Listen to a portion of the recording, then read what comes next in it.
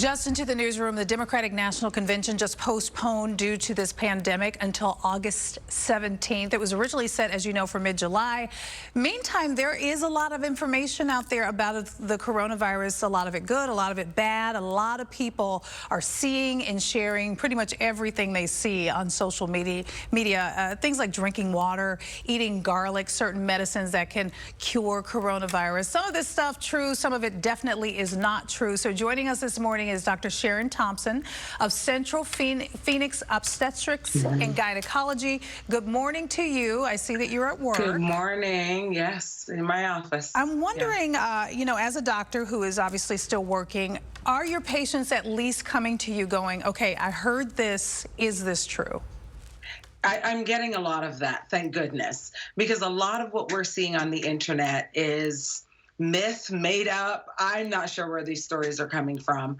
And I would caution people because some of it can be dangerous. So there's myths out there that if you spray yourself with chlorine or Lysol, you won't get the virus. And please don't do that because those chemicals are caustic. That's why they clean surfaces. So we definitely don't want them in our skin, and we definitely don't want to breathe them in. So some of these myths can be dangerous. And use your common sense too. I mean, not a lot of the stuff we understand. A lot of this stuff can go way over our heads, but I mean, if you do have a doctor who's available, it is important to ask them because they can usually give you good information. Now, we just talked to Chris. He heads up the Arizona Broadcasters Association, and they're holding a town hall. They're going to take thousands of questions from the general public, questions that need to be answered. I know the governor's going to be there. Dr. Kara Chris is going to be there. And I did ask him this morning where he thought all the bad information was coming from. And with you in your particular field, where do you feel like people are getting the bad information? Social media, obviously one of them. But what do you think? What do you think people are getting all this bad info from? I mean, I think that, you know, in the absence of information, people will fill in. And so I think that that's part of what's happening. And people are trying to suppose what they think is going on.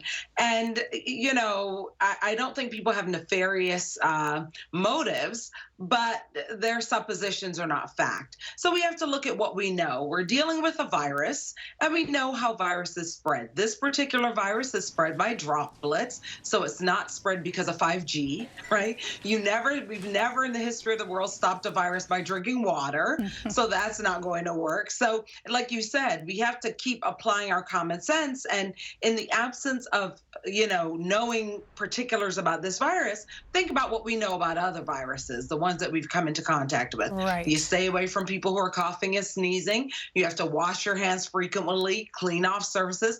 That's true for preventing flu. So let's use that same common sense for this virus until we learn more about the specifics of this virus. My last question to you is, as a doctor, how are you feeling about, are you feeling really confident that we're going to eventually get to the other side of this? I mean, obviously we got at least until the end of April. Are you feeling confident? A lot of us are feeling helpless when it comes to this, especially when we see these numbers every day. I mean, I think it's good to ask the question about when will this end. But remember, this is a virus, and so viruses spread. What we can take confidence in is that the things that we can do can help us. Yeah. So staying away from people who are coughing and sneezing actually does help. It seems like it's very little, but it does. Washing your hands can actually help you. And the other thing is, if you become ill, call the people who you've been in contact with and let them know so that they can refrain from going out to the grocery store and potentially infecting other people before they become ill. So there are things that we can do to reduce our risk, and those things do work. Yeah. So I don't want people to look at these numbers and feel like, oh, nothing's working, throw your hands up. Those things are in fact working. What we're seeing is the fact that nothing is 100%. So we're seeing a few more cases every day until we, you know, get our arms around this. Yeah. But it's not everybody. Yeah. So the things we're doing are working. And it's good to hear you say that as a medical professional. Dr. Sharon Thompson, thank you so much for joining us this morning. Thank you for having me.